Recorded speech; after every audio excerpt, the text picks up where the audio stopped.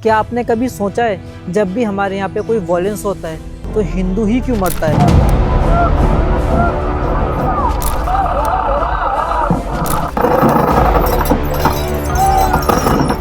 गोधरा में जिंदा जला दिया गया, कश्मीर से भगाया गया और जब सीएए आया तो मुसलमान रोडों पर उतर आए। जब मंदिर बना तो मैंने नानी से पूछा, नानी अब तो आप बड़े खुश हो गए, अब तो आपके भगवान राम का मंदिर बनेगा।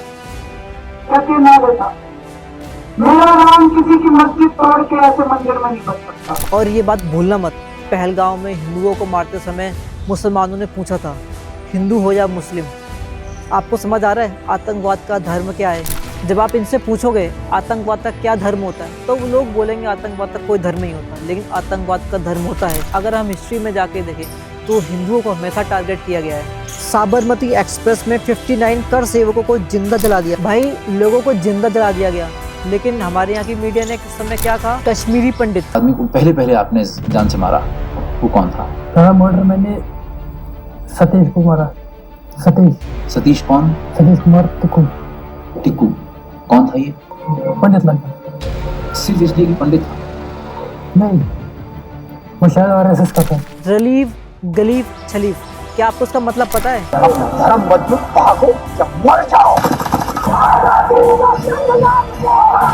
हमारे यहाँ पे रीजन तो बहुत है, लेकिन क्या कभी किसी और रीजन के साथ ऐसा हुआ है? अभी रिसेंटली हुए पहलगाम अटैक को आप भूले तो नहीं हो?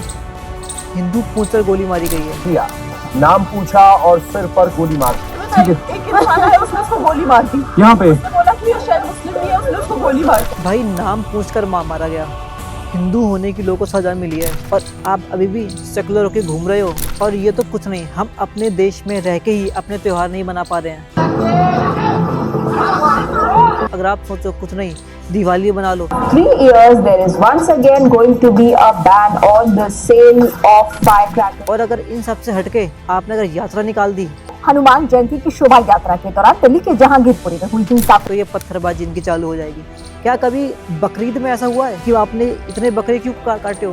क्या ये भी जीव हत्या होती है? क्या कभी मुहर्रम में पत्थरबाजी किसी हिंदू ने की है? तो जब हमेशा हिंदू कुछ स्टार्ट करते हैं तो ये लोग भड़क क्यों जाते हैं? और अगर ये लोग भड़कते हैं तो हमारा रिस्पॉन्स क्या होता है? हमारे आधे से ज़्यादा हिंदू इन्हीं के साथ मिल जाते हैं और कहते हैं आतंकवाद का कोई धर्म नहीं होता।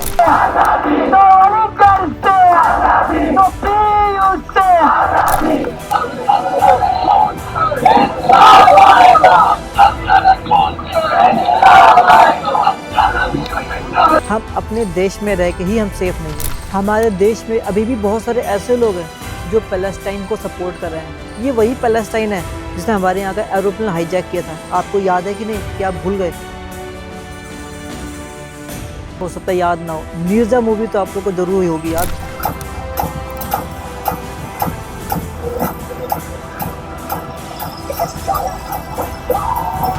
और उनका नाम मूवीज में मुस्लिम नेम्स बदल के हिंदू नेम्स रख दिए। हिंदुस्तान में जब तक सलीमा है लोग चूतिया बनते रहेंगे। ओ माय गॉड मूवी में पुजारी को बिजनेसमैन दिखा दिया। मेरी सासू माँ बीमार रहती थी तो मंदिर वालों ने कहा कि 11,000 रुपया दो, पूजा कराओ, फिर देखो। तो पूजा कराई और सासू माँ टपक गई। चलो वो तो अच्छा हो, लेकिन 11,000 भी गए। दरगाह में भी तो फूल चढ़ती है, चादर वहाँ पर भी चढ़ते हैं, लेकिन वहाँ पर क्यों उनको बिजनेसमैन नहीं दिखाया जाता और हिंदू पुजारी को ही क्यों बिजनेसमैन दिखाया जा रहा है? यही तो इंडिया है। कभी हिंदू को छोड़े कभी किसी और सिंबल पे जोक बनते हुए देखा है आप? वक्फ बोर्ड का केस फास्ट ट्रैक में, मंदिर का स्लो ट्रैक में, और ये सब होता है वोट बैंक के लिए। मनमोहन सिंह ने ऑफिशियल स्पीच में कहा, Muslim have first right. We have to devise innovative plans to ensure that minorities, particularly the Muslim minority, are empowered to share equitably in the fruits of development. They must have the first claim on our resource. मुस्लिम है first claim. हिंदुओं क्या भाड़ में जाए हम। Present government हिंदुओं के protect में कुछ कर तो रही है। सीएए लेके आई, यूसीसी जैसे बिल लेके आ रही है, काशी मथुरा में लीगल एक्शन चल रहा है। पहली बार हिंदुओं को लगा कोई तो उनके साथ है, लेकिन अगर गलती से गवर्नमेंट चेंज हो गई तो आपने सोचा है?